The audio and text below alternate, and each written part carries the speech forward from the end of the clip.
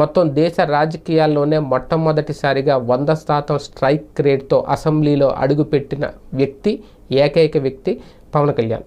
Janasena party అధినేతగా వాళ్ళు పోటీ చేసిన 21 స్థానంలో విజయం సాధించి ఒక్క క్యాండిడేట్ కూడా ఓటమి పాలవకుండా గెలిచి నిలిచారు.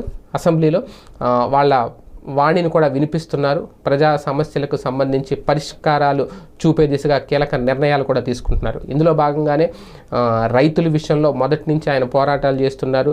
ప్రతిపక్షంలో ఉన్నప్పుడు రైతుకు అండగా నిలబడతామని హామీ ఇచ్చారు. ఇప్పుడు రైతులకు అండగా నిలబడే కార్యక్రమంలో భాగంగానే ఉపాధి హామీ పనులను వ్యవసాయ పనుల్లో అనుసంధానం చేయడం కానీ ఇలాగ కొన్ని కీలక నిర్ణయాలు తీసుకుంటున్నారు. గ్రామీణ అభివృద్ధి లక్ష్యంగా, ఎందుకంటే ఆయన పంచాయతీరాజ్ శాఖకు సంబంధించి మంత్రిగా కీలక శాఖలో ఉన్న నేపథ్యంలో గ్రామీణ ప్రాంతాల్లో పూర్తిగా ఇప్పుడు ఈ అంటే ఒక రకంగా ఒక స్థాయిలోనే మాత్రం ఉన్నాయి ఉపాధి హామీ పనులు అనేవి. ఇప్పుడు